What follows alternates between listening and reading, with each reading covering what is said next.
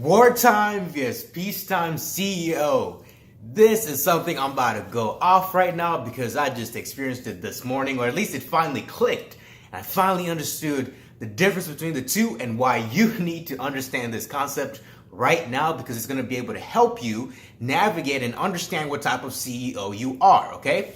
So, by the way, not just CEO. This is basically an executive in a company. It can even be a manager. Just basically what type of personality do you exhibit? What kind of energy do you really build from when it comes to peacetime or wartime? Okay, now before I go further, I just want to say I'm for peace, okay, in the world. When it comes to business, in that sense, I might be more of a wartime CEO. And I'll explain why in a little bit. Hope you like the whole Christmas thing going on over here. Okay, when the Christmas season, a season of giving, okay, and wartime CEO likes to take. But here's the difference, okay? So a wartime CEO is a person who loves and breathes in the energy of fighting, okay? They're fending off for their life. They are trying to survive in the market. They have competitors coming in. They have a cash flow problem. They don't have enough money for next month. They don't have enough money for R&D. They don't have enough money for marketing. So basically, you are literally fighting for your last breath. That's what a wartime CEO is, and that's what a wartime CEO does.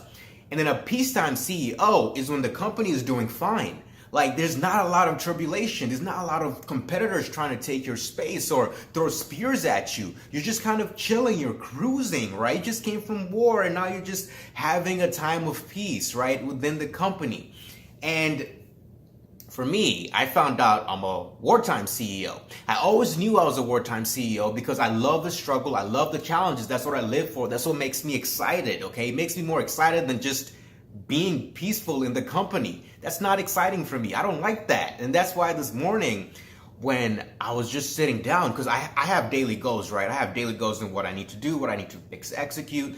And this morning, my daily goals were like peaceful. And I was like, what's going on? This is weird. I was literally looking for obstacles. I was literally looking for challenges. I was literally this morning looking at what's broken. There has to be something broken. I have to go fix something.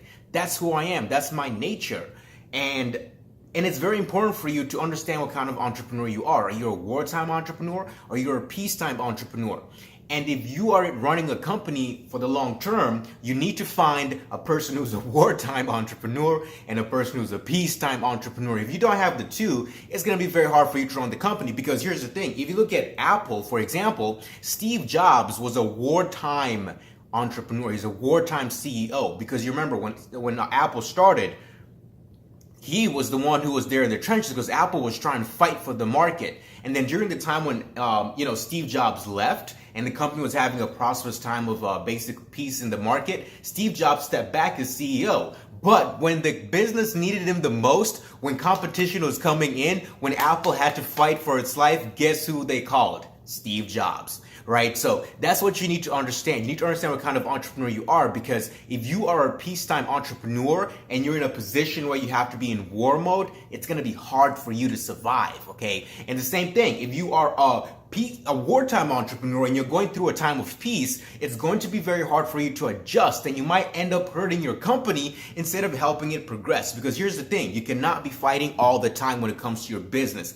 There's going to be seasons where you have to be fighting at your full strength, and there's going to be seasons where you have to transition into peacetime. And during peacetime is when you're building up your brand, is when you're just like establishing your company in the foundation it is, building up the company culture, all those exciting things, and building up cash for you to be able to prepare when war comes.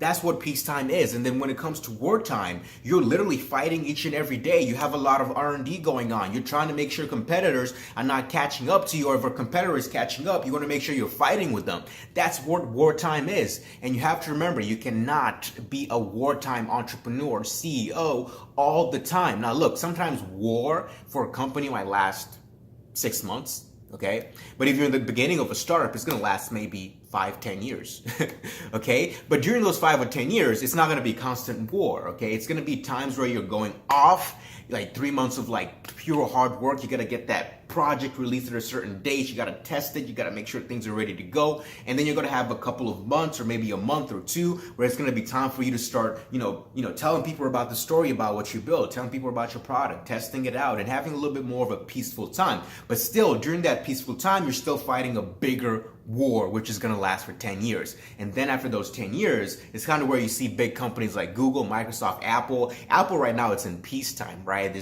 But they push a product out, they're getting sales, okay? But some companies right now, they're in a struggling time, right? They're trying to fend up, they're trying to defend themselves, they're trying to make sure they stay in the market strong. So the reason why I'm laughing is because this is because it's still hitting me, right? Because it happened this morning. Usually when I make my videos, it usually happens, the night after, and then I make a video about it the next morning, or sometimes, that morning. But this was something that was kind of mind-blowing for me. And I want to give a credit to the book, The Hard Thing About Hard Things. This is where I read about wartime and peacetime CEO. When I read that at that time, I didn't realize what he fully meant. I was like, yeah. I'm a wartime CEO, right? That's just kind of the personality I love. I love the struggle. I love the challenges.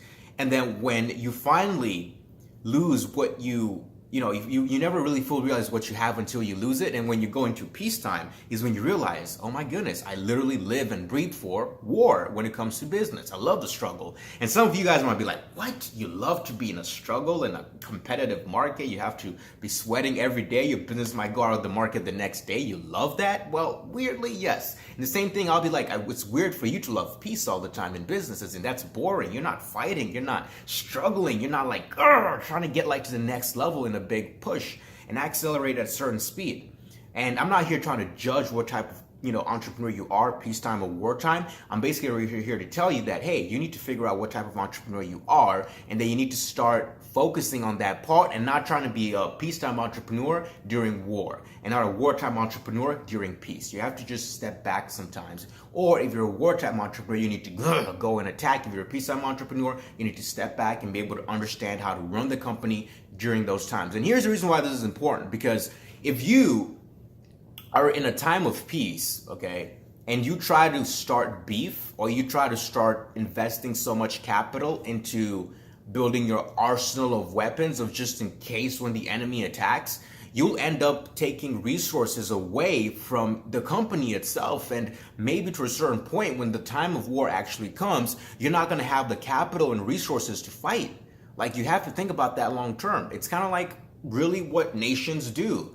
Okay, when nations, I'm not sure what book I read, but there was another book that I read that was talking about, there was a certain wartime period in Europe where a country that was smaller, what they were able to do is they made the enemy end up using so much of their resources during kind of their peacetime to try and capture other land, while this other nation was more focused on just building up their capital, because they saw these guys are exhausting their resources when they don't need to do it. They're a huge empire. Why are they exhausting their resources when there can be a prosperous time, right? So they ended up spreading themselves so thin that this small nation was able to overtake them when the time of actual war came. Okay, so that's why it's important for you as you're running your company and you're during a time of peace, a time where you need to build up your assets, build up your capital, build your brand, build your foundation, focus on the cultural stuff, make sure your employees are doing well, make sure your current customers are doing well, and you end up focusing so much on a quote unquote invisible war that you make up in your mind to be able to make yourself more excited. You might end up depreciating a lot of resources and assets from your company that you'll need when during time of war. Now, it's the same thing for a peacetime entrepreneur. If you're in a time of war and you're just like, I don't want to think about all the competitors out there. I don't want to think about the different challenges. I just want to be peaceful and just I just want to have my 10% of the market share. I'm cool here. Let them do what they do there. Guess what?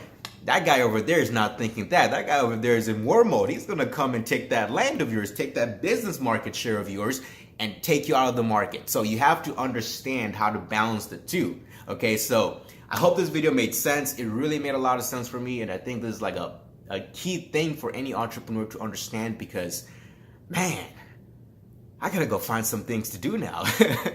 Yeah, today's kind of a very weird day for me, as in I'm still excited. I'm still happy for the day. I'm not disappointed. I'm not saying I'm disappointed or not appreciating it. I'm just saying now I have to understand how to be able to balance the two worlds. Okay, that's basically what I'm trying to say. That's why I want to make this video as well. And yeah, I hope it was able to help you. Thank you very much for watching. Also, happy holidays. Okay, a little bit of a Santa season, whatever. Woo! I don't have a white beard, but yeah, I can't even grow a beard, so that's a different topic for another day. But thanks for watching the video. Peace to the out.